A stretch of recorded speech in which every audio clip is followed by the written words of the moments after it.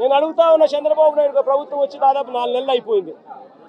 ఇప్పటికైనా కూడా చంద్రబాబు నాయుడు గారి హయాంలో ఏదన్నా జరుగు, ఎక్కడన్నా జరుగు, ఏమన్నా జరుగు, దానికి కారణం జగన్ అంటాడు. ఎక్కడేమన్నా జరుగు, కారణం జగన్. విజయవాడలో వరదలు వచ్చినా జగన్, ఏలే రిజర్వాయర్ వచ్చినా జగన్, ఆంధ్ర రాష్ట్రంలో కోవిడ్ వచ్చినా జగన్. చంద్రబాబు నాయుడు గారి హయాంలో చంద్రబాబు నాయుడు గారు ఏమి చేయలేకపోయినా కారణం జగన్ జగన్ జగన్ జగన్ జగన్ జగన్. అయ్యా చంద్రబాబు 4 నెలలు అయిపోయినాయా నీ ప్రభుత్వం వచ్చి? ఇంకా జగన్ జగన్ జగన్ జగన్ అని చెప్పి జగన్ నామం చేయడం కాదు నువ్వు చేయాల్సింది. రాష్ట్ర ప్రజలకు నిజాయితీతో పాలన చేయడం నేర్చుకొని అడుగుతా ఉన్నా. రాష్ట్ర ప్రజలకు న్యాయంగా ధర్మంగా ఇవ్వాల్సింది ఇచ్చే కార్యక్రమం మీద ధ్యాస పెట్టుకొని అడుగుతా ఉన్నాం. ఇదే మనిషి పెద్ద మనిషి చంద్రబాబు నాయుడు గారి హయాన్ని ఒక్కసారి చెప్తా ఉన్నా. ఈరోజు నేను అడుగుతా ఉన్నా, రైతుల విషయానికి ఇదే రైతుల విషయానికి సంబంధించి నేను చెప్తా ఉన్నా. ఇదే పెద్ద మనిషి చంద్రబాబు నాయుడు గారి హయాంలో ఒక్కసారి పరిస్థితి ఎలా ఉంది అని గమనించమని అడుగుతా ఉన్నా.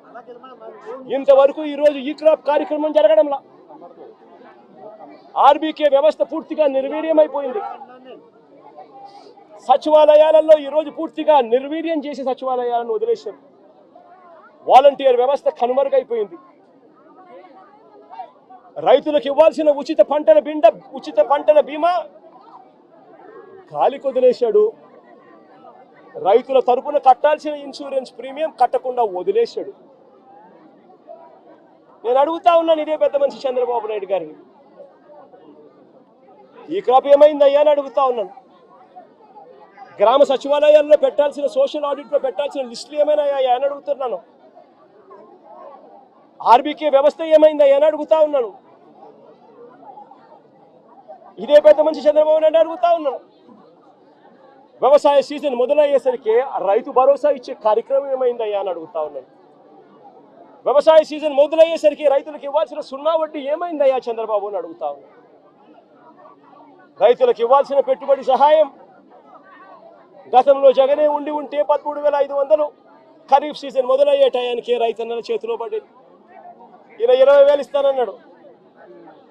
20,000 ఇస్తానన్న పెద్ద మనిషి ఆ 13,500 ఎగిరిపోయింది, 20,000 గాలికి ఎగిరిపోయింది.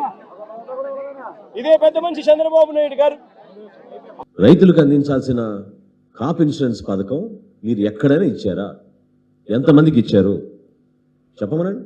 రాష్ట్ర ప్రభుత్వం నుంచి రూపాయి చెల్లించలేదని స్వయంగా కేంద్ర మంత్రి మొన్న ప్రకటించారు. ఎందుకు ఈ విధంగా అబద్ధాలు ఆడుతున్నారు? ఎవరిని మభ్యపెట్టాలని అనుకుంటున్నారు? మీలో నిజాయితీ ఉంటే ఈరోజు మీరు ప్రభుత్వంలో లేరు, ప్రతిపక్షంలో ఉన్నారు, పులివెందుల ఎమ్మెల్యేగా ఉన్నారు, మీరు ఒక పార్టీకి అధ్యక్షుడిగా ఉన్నారు. మీరు మీ పార్టీ యంత్రాంగాన్ని మొత్తం కదిలించండి, తీసుకురండి. క్షేత్రస్థాయిలో ప్రభుత్వం అందిస్తున్న వరద సహాయంలో మీరు కూడా రండి, పాల్గొనండి. మీ వంతు మీరు సహాయం చేయండి ఆర్థికంగా.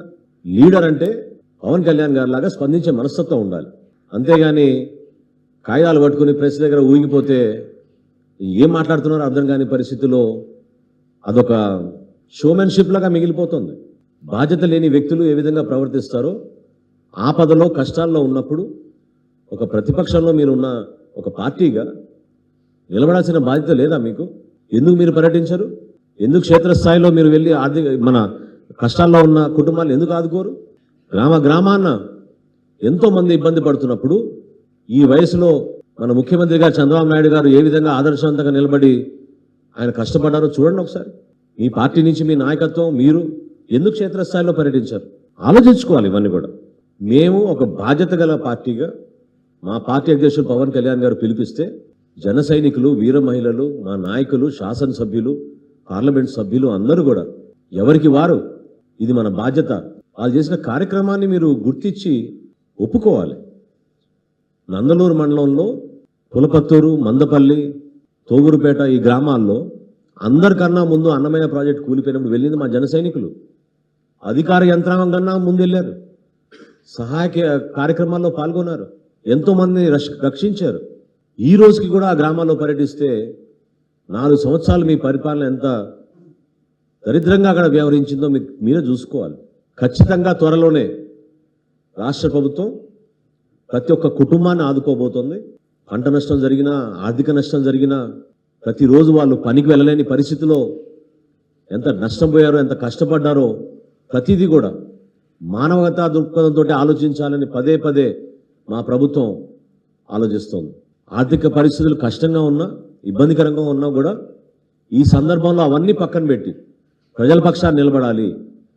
కూటమి ప్రభుత్వం కేవలం ప్రజలకి సేవ అందించడానికి కోసం, మెరుగైన పరిపాలన అందించడానికి కోసం, పొరపాటు లేకుండా ప్రతి కుటుంబాన్ని గుర్తించి ఎన్యూమరేషన్ జరుగుతున్నప్పుడు ఏ ఒక్కరికి కూడా పొరపాటు జరగకూడదు.